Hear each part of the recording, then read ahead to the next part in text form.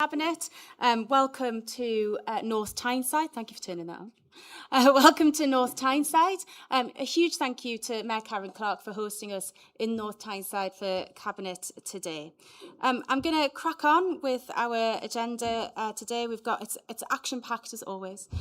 So first of all, I'm going to do apologies for absence. So Councillor Colin Ferguson is not able to make the meeting today, but we are joined instead by Councillor Mark Mitchell, who's the Deputy Leader of Newcastle City Council. So welcome, Mark. Councillor Paul Mackins isn't able to be here today, but we're joined by Councillor Dave Royal, who is a Cabinet Member on South Tyneside Council. From our observers, we've got apologies for Susan Dungworth, but Deputy Police and Crime Commissioner Claire Penny-Evans joins us instead. And I think we're still expecting Joy Allen. Also, special welcome to Dave Willis, who's our Chair of Audit, who you'll hear from later on. Item 2 is declarations of interest. Does anybody need to declare an interest in anything today? Excellent, that keeps us right. Item 3 is announcements from me and from the Chief Exec. Look, we've had a huge change around our Cabinet table today. I think everyone can see that. And so I want to take the opportunity to welcome Cabinet members from across the region to their first meeting of NEMSA Cabinet. Particularly welcome to our substitutes, because you've fully been thrown in at the deep end as your leaders are not able to attend this first meeting. But thank you very much for making it to North Tyneside for the first meeting. And what I would say is this is a region that is ambitious, this is a region that's proud, and despite the level of political change around the table, I don't believe any of that has changed. I've had really positive conversations with Cabinet members about the opportunity to take up Cabinet positions, and I'm really grateful for that. We'll hear about more of that. But for us now, as a cross-party Cabinet in this region, we need to put aside all political differences and, frankly, create great jobs for young people growing up in this region, making sure that everyone, regardless of their background, has real opportunity in the North East. On transport, on jobs, on regional pride, we need now to continue to deliver, because what we'll see throughout the course of this agenda is we've achieved an awful lot so far and there's a long way to go. I want to put on record my thanks to previous Cabinet members who are no longer around this table, who have really put in a shift to make sure that we're pushing the region forward. So my thanks goes to them alongside the welcome to new ones. We've had a lot of movements forward as well in our devolution journey. So now we are a mayoral strategic authority. People with beady eyes will have noticed the difference from our last Cabinet when we were NECA to when we're NEMSA now. And that takes us closer to having more local control over our own ability to spend our own budgets. This is an integrated settlement, more freedom to invest based on what we need in the North East rather than on what London tells us to do. The devolution bill has taken that forward along with other measures as well. We're now starting to talk about fiscal devolution. Now, this is a massive step away from decentralisation towards actual real devolution. And we're working very closely with Treasury and with government to shape what that policy will look like as will be expected. And we look forward to leading the way and taking more economic powers, more financial powers, bringing them to the region, using that money to spend it in the interests of the people that live here. Our right to request confirmation from government is that we'll now have the opportunity to request the things that we want rather than just waiting for government to hand them to us. And we're starting the process of devolution of train station control, which is great for us across the region. We'll be able to revitalise, make more accessible some of the train stations in the region. And we're moving forward with getting more devolution of the Arts Council, taking that centralisation that London have always held over arts funding, far too much money there, not enough in the regions, and changing that for the people here. There is a long way to go on both of these and on more things, but we're driving forward all the time, and now is not the time to stop.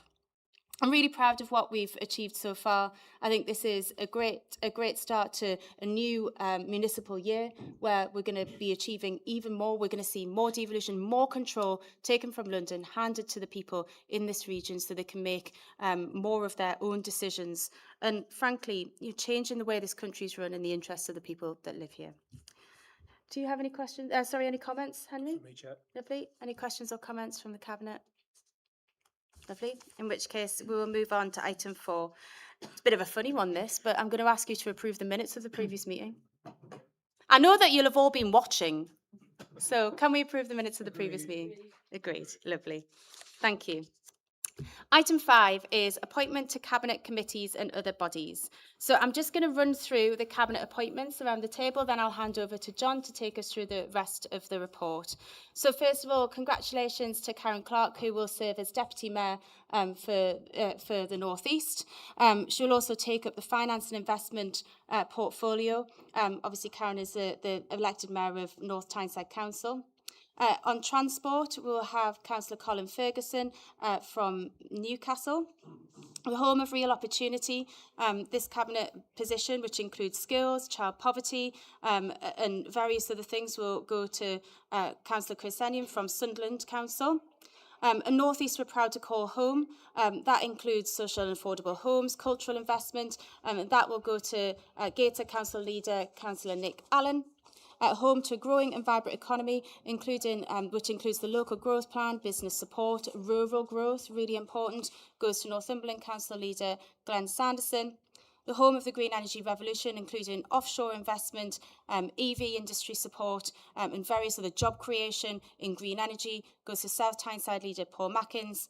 And a welcome home to global trade, including inward investment and global business engagement, goes to Durham Council leader Andrew Husband. So thank you very much for really productive discussions as we embark on this new journey as a cabinet together. And I really look forward to working with everybody on their new portfolios. John, do you want to take us through the rest of this report, please? Thank you, Chair. There's just a few procedural points to complete. Chair, as you say, the report sets out the members and also the substitute members of Cabinet and the allocation of portfolios, which you've described. It seeks delegated authority for the Chief Executive to finalise the arrangements for the supporting portfolio advisory boards. It sets out the members of the Overview and Scrutiny Committee, an Audit and Standards Committee, and the calendar of proposed meetings.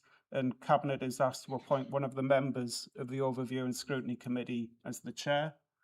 I believe there is a proposal in that respect. Yes, thank you. Just to propose, Councillor John Cook, who was the Chair of Overview and Scrutiny at Durham last year. Are we agreed? Agreed. Excellent. Thank you. Thank you, Chair. And then the other matters are that Cabinet also asked to extend the appointment of the independent Chair of the Audit and Standards Committee by 2 years, and also to extend the appointment of the independent person of the standards regime for 2 years. And lastly, Cabinet's also asked to agree the appointment for Transport for the North, which is the statutory transport body for the wider northern region. And lastly, Cabinet is asked to agree that the Chief Executive carry out a recruitment exercise to appoint new members to the Business and Economy Board, which is to be renamed as the Business Advisory Council. Thank you, Chair. Lovely. I should have done all of these recommendations at once, but are we happy to agree all of those recommendations? Agreed. Excellent. Thank you very much. Right, item 6 is the Overview and Scrutiny Annual Report. I just want to say a massive thank you to scrutineers for their hard work last year. There's been a lot of change on this committee as well, and the new Scrutiny Committee will take up their positions in the coming weeks and months. We've got an interesting situation because usually we would invite the Chair of Overview and Scrutiny to present this report. But two things. First of all, Colin Ferguson, who was our Chair of Scrutiny, is now the leader of Newcastle City Council, and he's given apologies. So what we're going to do is ask Henry to give his report, which he has provided, so we can still take the item. Over to you, Henry. Chair, thank you. I'm afraid you get me as a super sub. So this is the annual report of the committee for the last municipal year, which is 2025-26, and I'll present a few words on behalf of Councillor Ferguson just to introduce the report. It's a requirement that we produce this, but it also shows how the committee's work influences the work of our authority.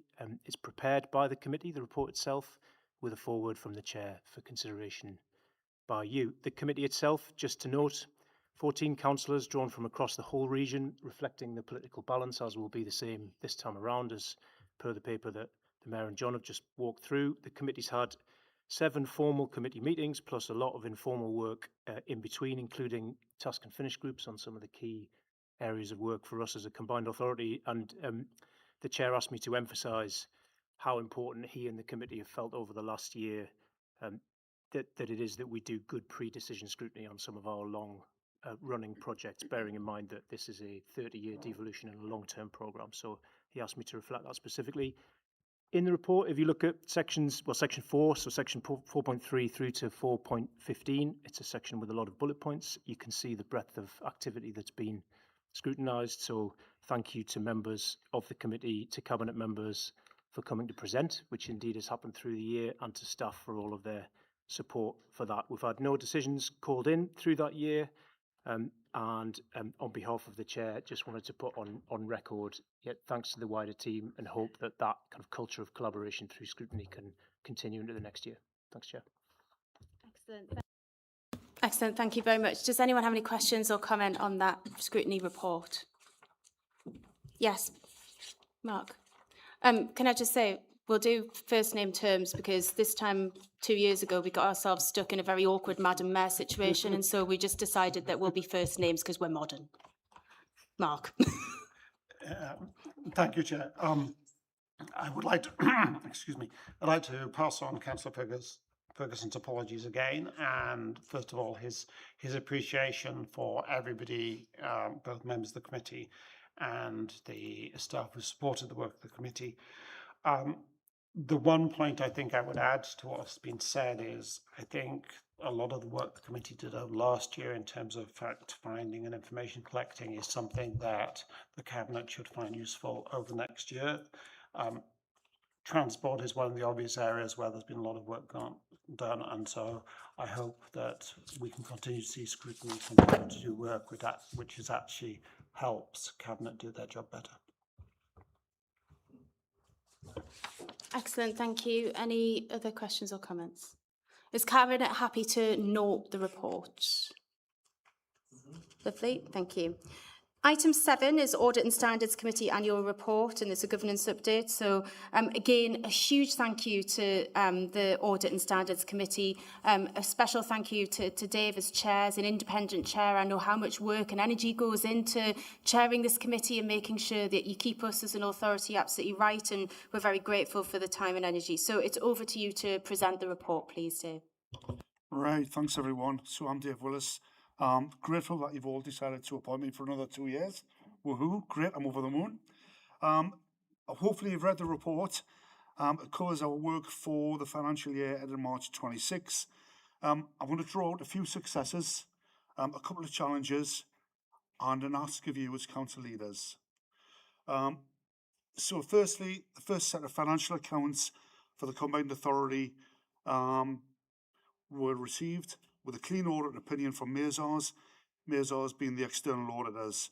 We've got a reasonable level of assurance from internal audit that assesses the adequacy and effectiveness of governance, risk management and internal controls. And as the organisation matures, I would like to hope that we move that to a higher level of assurance, that the aim is substantial. And there's no auditors in the background, or there is an auditor in the background, so that's a message for Mark over there. The second thing I want to draw out is the risk management strategy. We've had a discussion at the last meeting. We've agreed that it's best to brought in line with the recommendations within the Treasury's Orange Book. You'll hear more about that later this afternoon, and we were pleased with that sort of direction. The third thing I want to draw out is the strategic deep dives that we do into the strategic risks. We've done 3 risks in the 4 meetings so far this year, or last year, all generating really healthy, challenging discussions from the members. And just to give you a flavour of it, most meetings I can bring in on time. The meeting in March, despite not being quorate, overran by around about 10 minutes because of the lengthy debate we had on the reputational risk. You'll see the reputational risk in the papers. That has been reframed as a consequence of that discussion that we had in March. So just three successes. There's always challenges, and one of the ways that we look to improve is through the annual skills survey that we do every year. And this is targeting towards new members of the committee. It's a very short exercise, so we can personally get a flavour of the background of the members of the Audit and Standards Committee. We're going to have new members of the Audit and Standards Committee, 9 I reckon. And so my first ask is to you as council leaders is to encourage your people to fill in this very short exercise. What it does is inform us the development sessions that we have thereafter. We have 2 development sessions every year, one in June and one in November. Now, the agenda for the June session's already been set, but on the back of the skills survey, that will tell us what we need to do for the November exercise. So it's not that it's unimportant, it is important, and we learn from it. And I learn from it personally about the skills of the people around the table. The second area where we need to improve is quoracy. I've chaired 8 formal meetings over 2 years. The first 6 were quorate, no problems. The meeting in January this year, we had to move because of the scale of testing required by internal audit in order to get a clean set of accounts. That meant the meeting in January had to move to February. And because it moved to February, there were some members who were unable to attend because literally they weren't in the country. So setting that one aside, the meeting in March was poorly attended. We had 8 councillors in attendance out of 14, and bearing in mind we've also got 14 substitutes. So it was a pretty shabby attendance on my behalf. So my request for you is to remind your members, if they can't attend, please ask the substitutes to attend. So those are my 2 requests to you as council leaders. I know you've got a paper coming up on allowances, and one of the things talks about is payment for members to attend both overview and scrutiny and audit standards. Overview and scrutiny this last year wasn't quorate for 3 of the 4 meetings. That's not particularly good, so I'm going to encourage you to look favourably on that paper on allowances. So that's all I have to say on the work of the Audit and Standards Committee. What I would like to express is my thanks to the executives and the staff, everybody who's involved and help and discharge those responsibilities. The pre-work that goes into it and the work that follows the committee can be quite extensive, both for myself and for the executives. So my personal thanks goes to everybody involved. And also to me personal thanks to the members, both going forward, the new 9 members and the previous 9 members who are no longer on the committee, for the healthy debate and contributions they've made over the last 12 months or so. So that's it. The annex to the paper outlines the work that we've done over the last 12 months. So happy to take any questions on that or anything else that I've mentioned today. Thanks, Dave. It's much appreciated, and I think if I'd just reiterate that if members can encourage your members to take part in such an active way, obviously really helps us as an authority, helps keep us right. And actually, I think we're really lucky to have such a proactive chair who really wants to get this right. So thanks for that. Any questions or comments on the report or any of the content? Yes, Mark. Sorry, I promise I won't try and speak on every item, but... You don't have to apologise. That's why I ask you. You are very welcome to speak on whatever items you like. I'm in nearly as an unusual position as Colin in that I was a member of this committee last year, so I'll speak in that capacity. I would just like, once again, to stress the thanks to the chair. But I think the other thing I would say is, which people may not be aware of, is the committee asked some fairly difficult questions of staff, and Mags, I think, was asking me if I was asking difficult questions today. But I was impressed both with the professionalism of the staff and the way that they dealt with some fairly difficult questions from members.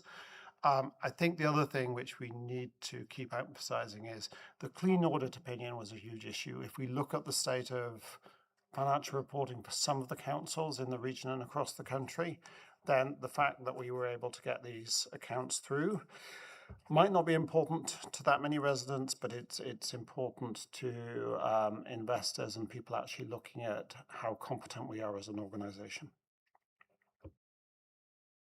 Excellent, thank you. And I think we can all reiterate that thanks to Mags and her team for the work that they do. Any other questions or comments? In which case, are we happy to note the report? Thank you. Same again next year, Dave? Excellent, thank you. All right, item 8 is a governance update. I'm going to hand straight over to John Softly as our monitoring officer to present this, please. Thank you. Thank you, Chair. This report sets out proposals to pay allowances to the members of the Overview and Scrutiny Committee and the Audit and Standards Committee. This is something which a number of other mayoral strategic authorities already do, and government guidance is that authorities should pay allowances to their Overview and Scrutiny members. And obviously, Cabinet have had the benefit of the comments from the Chair of the Audit and Standards Committee about the issues that have previously occurred with quoracy of both those committees. So on that basis, the Independent Remuneration Panel appointed by Sunderland City Council were asked to prepare a report which is appended to the Cabinet report, and their recommendations are summarised in section 1.3 of the report. And it's therefore Cabinet to consider those recommendations, Chair. Excellent. Excellent. Any questions or comments on this item? Does Cabinet agree with the recommendations? Agreed. Lovely. Thank you very much. All right then, on to item 9. So this is delivering for the North East. This is our annual performance report. And I think it's really safe to say you look through this report and you can see that there's a great amount of success, a huge amount achieved in the region. But do you know what? There is still so much more to do. And the idea of this is that we're going to do it together, because I do think this is the best region in the world. I don't think anyone around this table will ever disagree with that. And our job is to make it even better. Some of the highlights: we've created over 1,900 new jobs, 600 jobs safeguarded directly or indirectly through our investments here in the region. More than 3,000 households have been supported with the cost of living, helping children out of poverty with things like baby boxes and childcare grants and support through our Child Poverty Reduction Unit, the first of its kind anywhere in the country. And £70 million has been saved by members of the public through the Mayor's Fares initiative. That's over 100 million journeys on buses. We've also launched a Northern Music Export Office to make sure that talent from across our region is showcased, not just in this region, but around the world, so that we can take those stories of the North and the North East around the world in music. We're about to launch a small venues fund to support those small venues, to keep those people able to do the things that they're doing and to create that music of the future. And we've seen the first reduction in fares on the Metro ever, with capping of the Metro fares, again through Mayor's Fares. And it's nice to see government nick our ideas. They've stolen our Kids Go Free during the school holidays and launched that nationally, which is fantastic news. The pace we've set is fast, and I think that's been recognised across the region. It's definitely been recognised by our scrutiny and audit committees, as we've seen in the reports. But we absolutely can't be slowed down. There's a huge amount of work still to do. We've got Crown Works, that's going to be up and running, making blockbusters in Sunderland, creating jobs for local actors, crews, makeup artists. We've got Gated Keys that still needs to be delivered. We've put £24 million invested in that, and we've got hard work still to do so that we don't see those big acts like Harry Styles, Taylor Swift skipping the region any longer because we don't have a big enough arena or big enough facility. And I've been really clear that I think our buses should be under public control so we can continue to improve them for the people of the region, because they're simply not good enough the way they are. So there's an awful lot more to do, despite our collective success across the region. And the big question for us as a cabinet is, what's next? What are we going to tackle next? Because we are an ambitious place with big plans, and we've got to get on and deliver them. Henry, I don't know whether you want to take us through the substantive report, or have I just Thank done you, that? Chair. No, you said a lot, and quite rightly. So let me say a couple of things then briefly. One is to thank the team for the report, and by team I mean that wider regional team, because this reflects a huge amount of collaboration in the delivery of what we are here to do, whether that is about getting more people onto public transport in the region, building new houses, getting people into courses that then get them into jobs and progressing in life. There's a huge range of things that you can see set out in the report. We publish this annually because it's an important part of transparency and scrutiny, but it's also a really good kind of almanac of the year, if you like. So you can see all of that through the report. I won't labour it. The report is set out by 5 missions, which not coincidentally are also 5 of the portfolios that we just went through earlier in the meeting. That provides the golden thread for us from cabinet decisions right the way through into delivery. You'll see that reflected in the report, and the Mayor has gone through what are a really impressive set of snapshot statistics which show short-term results that are looking really positive. So over 95 million Mayor's Fairs trips. That number has gone up since that was published in the report. It's over 100 million now. So some really impressive statistics. But this is a long-term programme, and a lot of what we are doing, as well as delivering in the short run, is building the building blocks for long-term growth and sustainability in the region. So hopefully you'll see both of those things reflected in the two forwards at the start of the piece. And you'll see lots in there about the strength of collaboration, not just across the region, but across sectors. So I know for our voluntary sector and business board members, that is hugely important. This is a collaboration across sectors as well as across local authorities and combined authority. And I'm particularly proud and just want to say thanks to my team. The quality of the work through the year has been really, really high, and that's increasingly recognised by investors, by government. You can see that in the way we've moved through the stages of development, if you like, into established mayoral strategic authority status. So just wanted to add that to what you said, Chair, and commend the report. Excellent. Thank you very much. And as I said at the beginning, a huge thank you to returning Cabinet members, to Karen, Glenn and Andrew for your hard work on this, and to exiting Cabinet members as well, to Karen Kilgour, Michael Mordy, Tracy Dixon and Martin Gannon for everything that they achieved during their time as Cabinet members to help drive us forward. Would anyone like to have any questions or comments? Glenn, then Karen, thank you. Thank you very much for that. I'd just like to kind of echo what you just said about the previous members. I would like to say what a pleasure it was to work with Tracy and Karen, who were genuinely really good people, I think. Michael as well, and Martin, who always found 10 words when one would have done, and also Norma, who gave me a ticking off, you may remember, when I thought you were going too far. But that was all very memorable. And actually, it does show that the progress that's been made, genuinely, because these aren't just words, these are actually actions that have been transmitted throughout Northumberland and the other councils that are represented today. And it's very important that we continue to have that level of respect and trust, which is very important.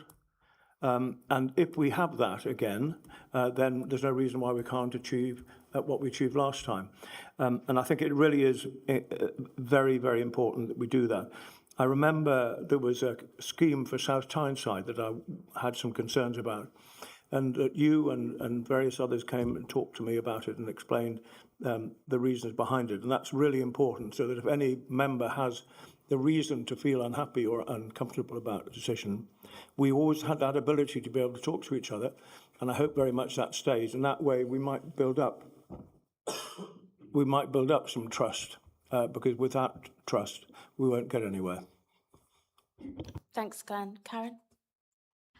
Thanks, Kim, and thanks for that, Glenn. I just echo everything you've said, basically, but I just wanted to say I think it's really fantastic to see this report presented in this way, because whilst you're going through the kind of process of doing the work, progressing and achieving things, you don't actually always fully acknowledge what's being done. So I think this is incredible. I mean, it really is incredible what's been done here in the North East region in the last 12 months, certainly since I've been involved.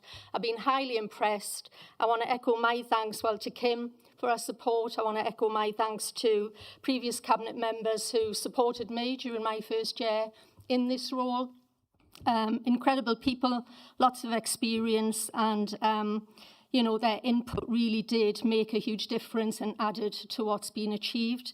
I really look forward to working with the new Cabinet members. I hope that we're going to continue working positively together to achieve what we need to do for the people of the North East region, because there is still a lot to do, even though we have done an incredible amount of work. And it is incredible. I just can't emphasise enough. I mean, my portfolio was green energy last year, and honestly, I thoroughly enjoyed the portfolio. It's a really exciting Innovative sector, it's our best opportunity for economic growth in the North East region.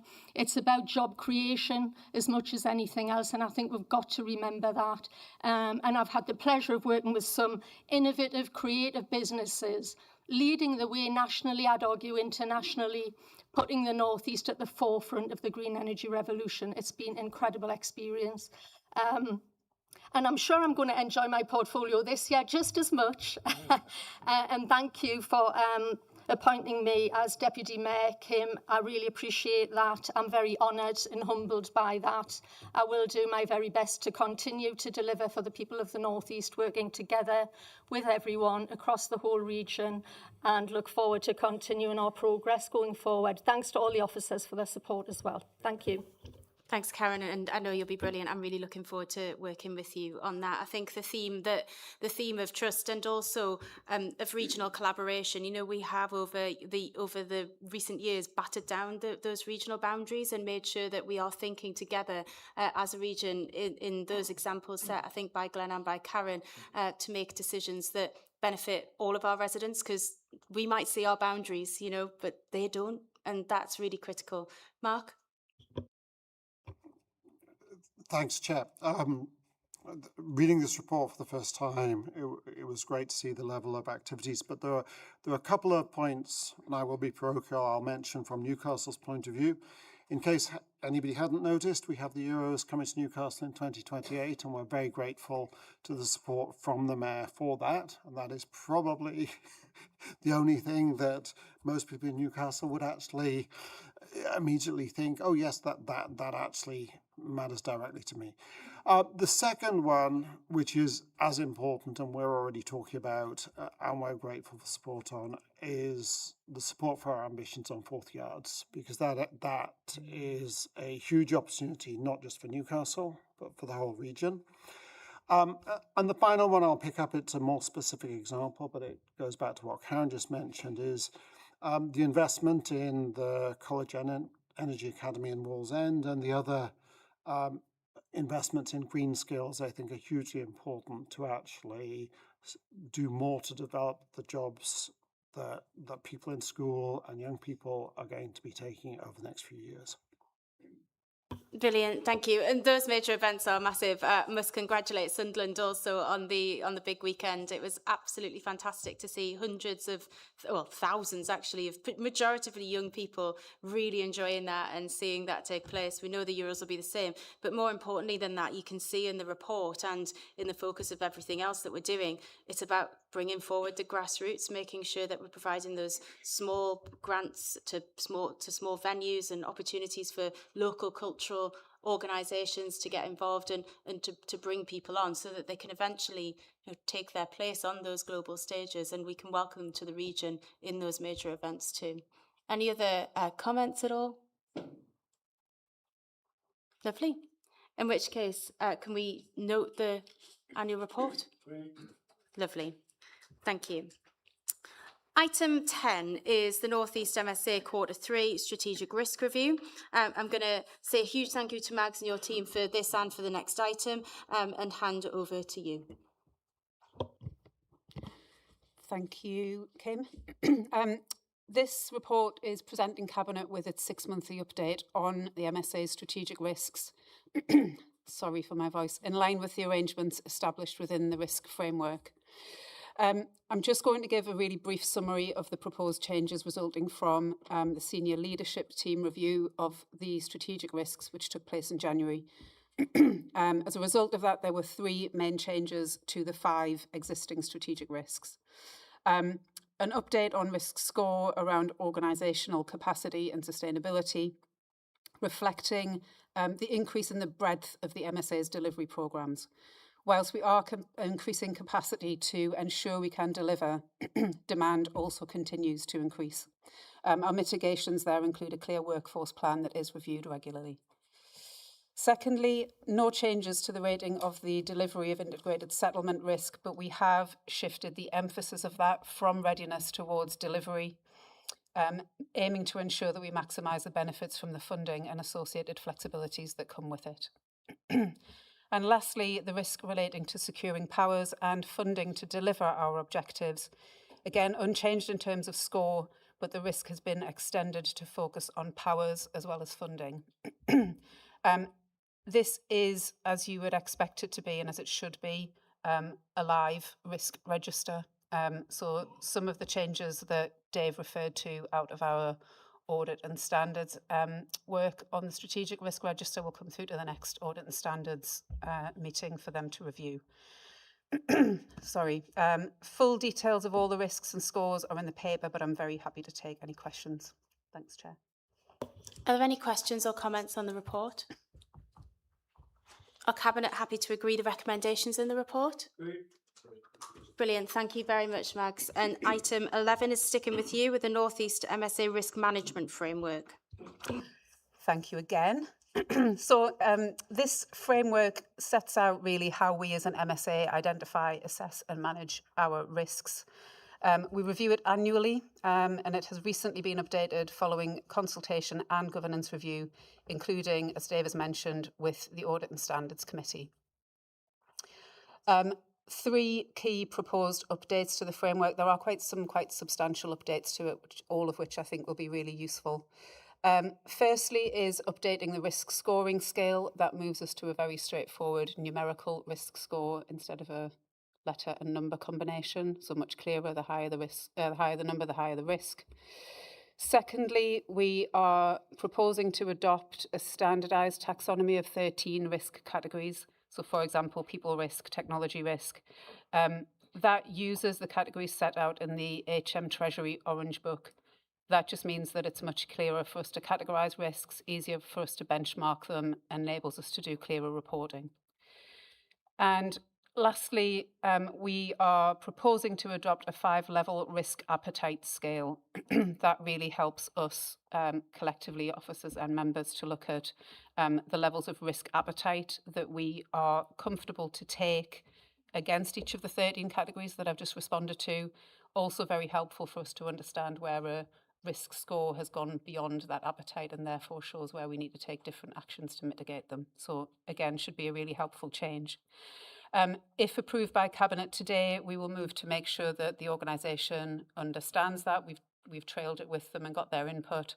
And we'll also then take steps to refresh the risk register so that the scores and appetite and categories are clear in those.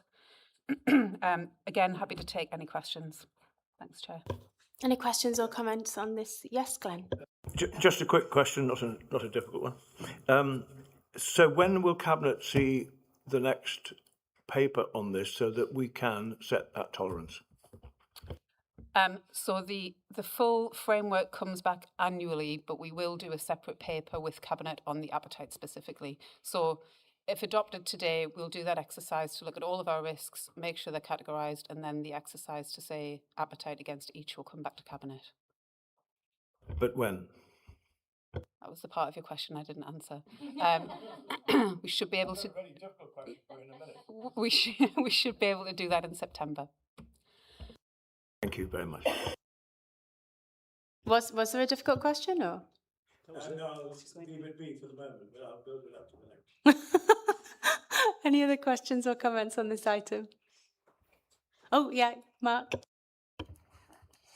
Yes, I wouldn't say Glenn has beaten me to it, but I think it is worth mentioning that the question of risk appetite was a question that was talked about quite a lot at Audit and Standards, because it's one of the areas where councils often, frankly, aren't particularly businesslike.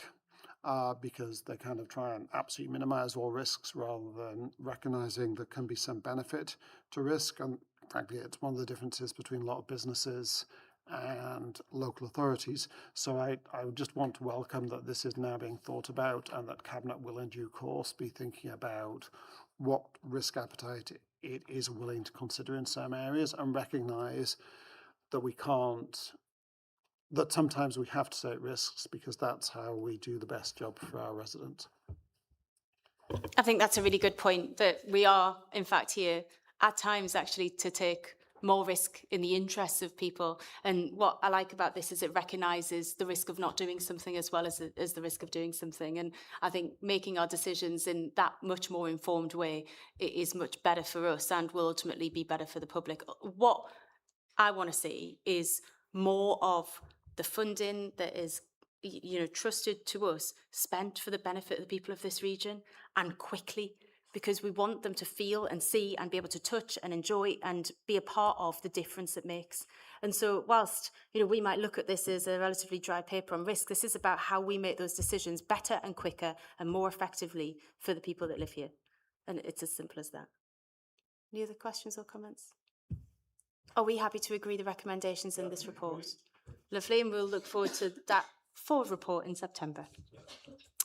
Great. So item 12 is support with the cost of living and the cost of doing business. Look, all of us will know around the table that essentially the thing that is concerning people in the North East more than anything else is the cost of living and the crisis that causes for far too many people. And we do have a range of things coming together that mean that this is acute in the North East. The war in Ukraine helped fuel a crisis in the cost of fuel. The war in Iran is going to make this a lot worse, and that's not something that we are in control of. We are exposed to the impacts of that cost of living crisis, and particularly the effects of that current conflict in the Middle East, more than many other parts of the country, on the basis that many families were already struggling, and also that we do have a lot of small manufacturing businesses who will struggle with the rising cost of energy as we move forward. Hard-up households are less likely to have savings in this region to fall back on, and they're much more likely to spend a higher proportion of their income on things like food and heating, and that forces them to make really, really difficult choices. We already know that we've had a typically high, very high rate of child poverty in the North East, and we've done what we can to batter that down, and we've pushed government to make changes. And that's before we mention our rural fuel needs and the price sensitivity of fuel in the rural areas. So far, we have presented a lot of solutions to this. Mayor's Fairs have saved local people £70 million. The Warm Homes Service has now supported over 1,000 households to be able to reduce their energy bills or to make interventions to help themselves. But demand for this, we know, will soar as the winter months start to come towards us. And we're building on this by launching £1 million in low-interest loan schemes to support people with the cost of installing measures to improve the warmth of their homes. We also allocated £30 million to tackle child poverty across the region, and that's interventions like baby boxes, like childcare grants to fill those gaps in childcare. But we also know that there's going to be more support needed. We need to see a response from national government working directly with us as local authorities and as a combined authority to help communities to mitigate the impacts of the vulnerability we see in this region as prices rise. And some major asks from us of government: we need them to keep the fare cap on the buses. That £3 fare cap enables us to cap our bus fares at £2.50 or £1 for young people. If that's lifted, it'll be really disastrous for us. We won't be able to do it, and the prices for families will soar. That will not be acceptable. And we also want to see the rollout of a radical retrofit scheme devolved to the region so we can support people to help make their homes warmer, to retrofit those buildings and bring down bills, among other things. Henry, I don't know whether you want to take us through the more substantive report and add on that.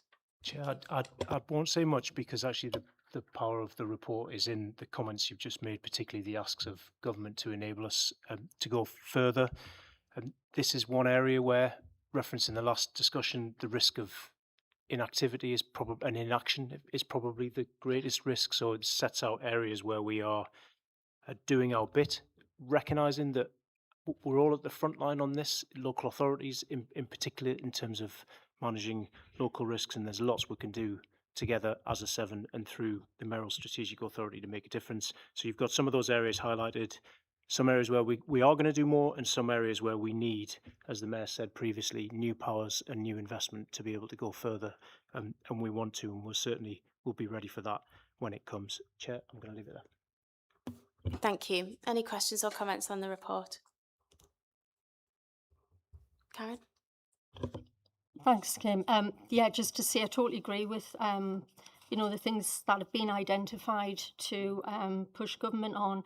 I think as part of the Green Energy Portfolio, I was chair of the Warm Homes Task Force, which I believe is the first in the country. It's an incredible network of people, real industry leaders, skills and training providers, real cross-sector of people who are fully passionate and committed to work together to have a joint coordinated approach to retrofit and develop a strategy and an action plan to deliver that devolved funding, and we just need that devolved funding to come so it can support thousands and thousands of people and businesses to reduce their energy costs. So we're fully supportive of the recommendations. Thank you.